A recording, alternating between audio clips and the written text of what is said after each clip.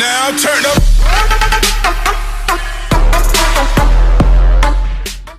What up is Marcus of Dynasty Football Dads. We have a two-part kind of video here. The first part, I'm going to be talking about how to trade in Dynasty Football, how to actually execute and offer good trades that are going to help benefit you, but also not basically humiliate the other owner or make them not want to respond, because I know a lot of people get no response trade offers from people that would respond if they actually had a decent offer. And then part two of it is going to be a sleeper, a player in rookie drafts right now that I am seeing. Well, I'm not seeing yet, but I'm guessing will shoot up the boards a little bit here. He is my big deep sleeper. I've talked about him in the past. It's probably been about a month at least since I've talked about him, but he had actually a big roster change happened to make him jump, in my opinion.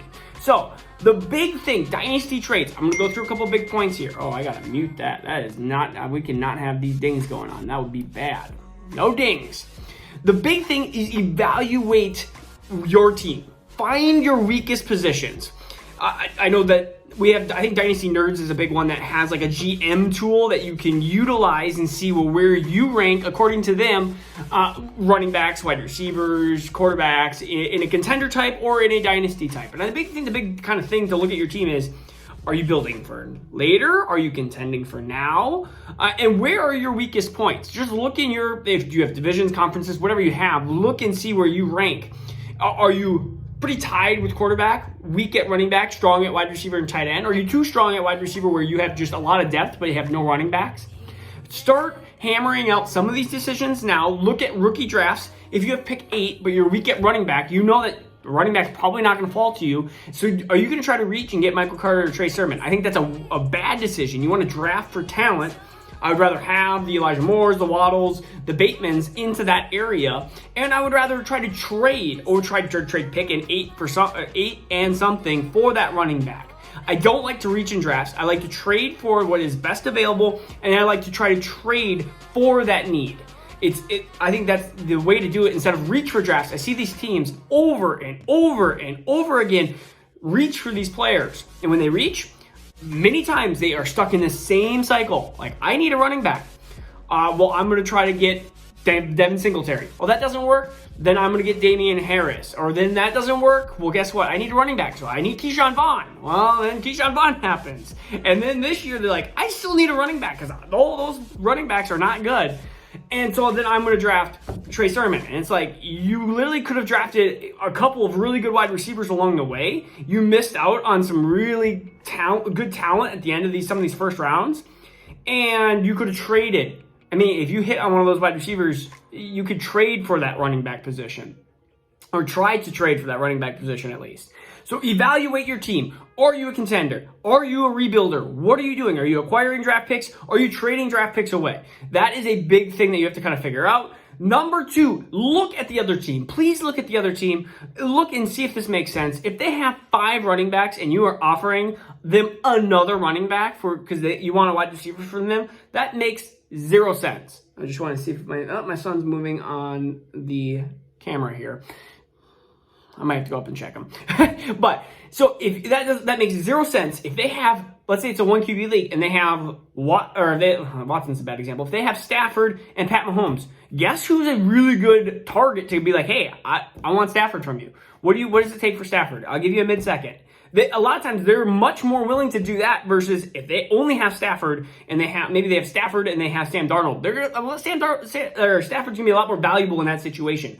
Look at the other teams. It gets so frustrating when I see some of these trades to the other teams, and it happens in my league too, where like this guy's going like, I don't understand. He doesn't want to trade this. I'm like, he already has 3 really good running backs. He doesn't need another one. His weakest point is wide receiver. Find the other team's weakest point and try to offer that. I do that in the season 2 when I see that teams are trying to contend and their running backs go down. I am like a shark in water. I'm like, oh yeah. If I'm rebuilding, I'm like, here's a running back. I'm just kind of toy it in front of them. I'm like, hey, I got a running back for you. Because they a lot of times are more apt to, and I'm in the same way. Sometimes I'm the bait. I'm sitting there going, crap, my running backs just got hurt. I just had Joe Mixon, Eckler, Mark Ingram, or something along those lines. David Johnson, I think I had all those last year in a league. I'm like, I have no running backs. What do? Myles Gaskin, toy right in front of me. It's like, it makes it a much more appealing offer than if I had Zeke and Kamara or something like that, and somebody's like, hey, here's Myles Gaskin. I'm like, yeah, whatever. I don't want to buy it on that. So, trade bait. It's all about demand and supply. Demand and supply. So another big thing is understand average draft position. And why average draft position matters is just the general value. I think dynasty calculators do somewhat of an aspect of this, but look at ADPs. If you have a player that you are trying to get that's basically an ADP of third round and you have a sixth rounder, like, you're probably not going to make that trade. That's kind of a big gap through there. But maybe if it's third round and maybe fourth, then you're basically trying to move up. You're trying to get these players that are a little less valuable up and try to trade through. So ADP is a really good way to see value. I think Sleeper, I know I'm giving a bunch of different websites stuff like, but Sleeper's a really good one. I think has very current ADP. Fantasy Pros I found out to be, but it is what it is. I think Sleeper is one of the best ADPs to see exactly, and they have really good, like, when trends happen, it shows in the ADP fairly quickly. So ADP is one of the big things when it just kind of gives general player value. And if you are wondering about getting a trade, I would just look at the ADP. Just as a general, like, hey, do I even ask other YouTubers or other people, hey, should I make this trade? Before you even ask me, I mean, you should look at the ADP and go, okay, this is kind of close. Should I do this? This is my situation. That's where you start going, hey, I'm a contender. This is how many teams I have. Like, this is the trade. Do I make this trade? That is a better answer than you having Matthew Stafford in a first-round pick in Superflex versus Pat Mahomes or something like that, and you'd be like, should I make that trade? It's like, no, don't look at that. Another things, making sure my son's okay on the monitor. Look at kind of their contract length. I think when running backs, we like the rookie contracts, but also look at what it takes to get them out of, like, dead cap, or like you see like these Matt Ryan situations where I didn't really believe that they were going to draft a quarterback that early because Matt Ryan's contract is still there. Like, there's dead cap involved in that. Same with players like Kamara and Zeke. They still have these multi-year contracts where it's hard to get out of these contracts. Joe Mixon is another one who has a big contract they just signed. So you're going to have these players that are in second-year contracts that might still have a little bit of the juice left in them in value-wise. So look at contracts. They're incredibly important to know. It's the thing you don't need to know in redraft. It doesn't matter in redraft, really.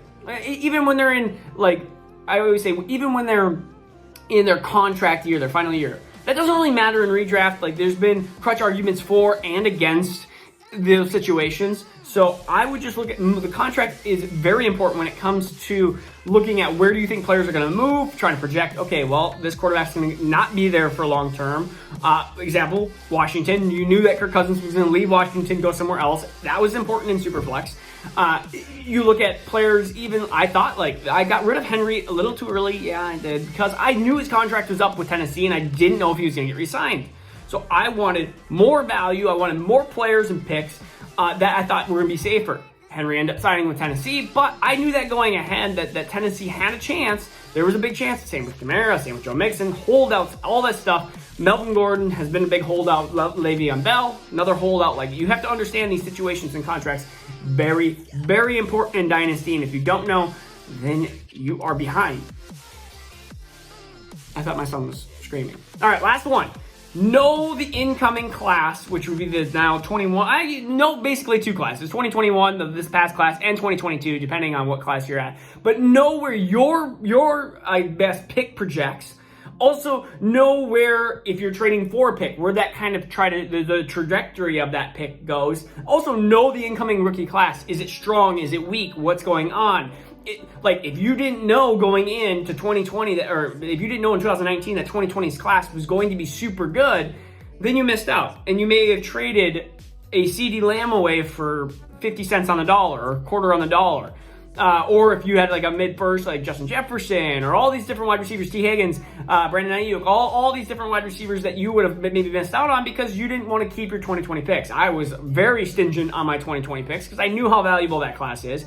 I also knew how valuable 2021 is. 2022, not as valuable, in my opinion. I know there's some Devy players that I don't really dive too much into Devy. I like to kind of look a lot into the class when it starts becoming I don't know, October, November, December, October-ish. But the reason for that, and I will give you a reason, is because a lot of my teams right now are in contention mode, not rebuilding mode. If I was in rebuilding mode, I'd be looking the other way.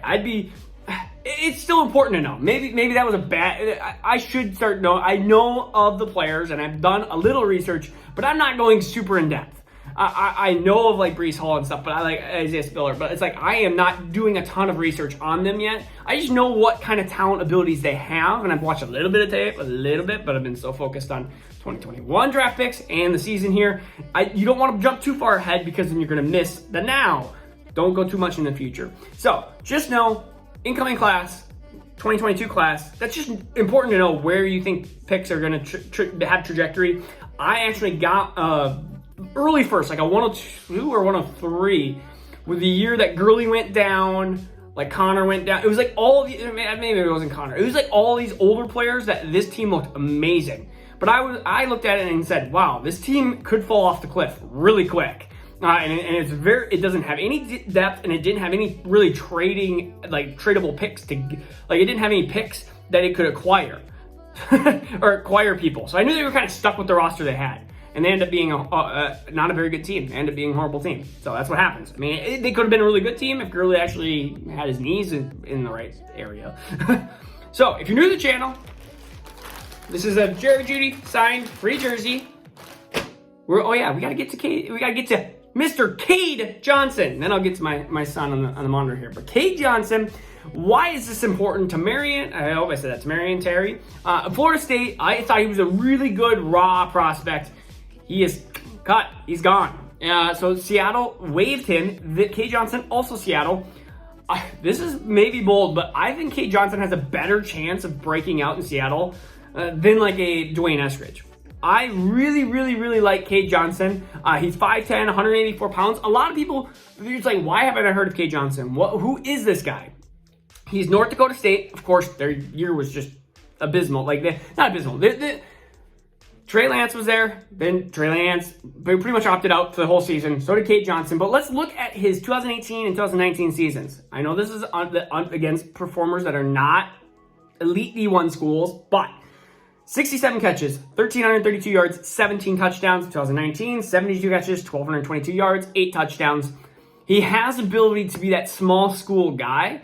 And if you watch some of the videos, I talk about opportunity. So opportunity may not be super great there, but if Tyler Lockett gets hurt or DK Metcalf gets hurt, one of the two I don't know if anybody can ever hurt DK Metcalf. I don't know if that's possible. But if he gets hurt, which he probably won't. So Tyler Lockett, if he gets hurt, then I think Cade Johnson could fill into that wide receiver 2 spot in Seattle. And I think Seattle's offense is going to surprise people. I think they're going to be a good offense. And I think Cade Johnson really could fit into that spot.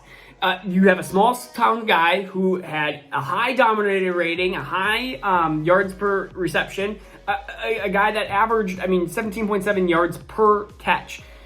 I think he could be somebody that we're talking about that could be this guy that, where'd he come from? Came from North Dakota State, just a small town school guy. Again, not super tall or anything like that, but if you watch the tape, he actually has really good tape, I think, along with it. And I thought he was going to be drafted. I thought he was going to be drafted in the NFL draft. He wasn't. He was a UDFA, yeah, I said that right. Undrafted free agent. And then Tamarian Terry, I was like, that's going to be a really big battle to try to see who stays on that roster. As I say this, he literally could get cut tomorrow, and it could change everything. He could get signed by a different team. Anything could really happen, but I just want to point out Cade Johnson's name as a super deep rookie flyer. All right? So, again, this is Marcus Dynasty Football Dads. We'll see you tomorrow. Peace out. Now turn up.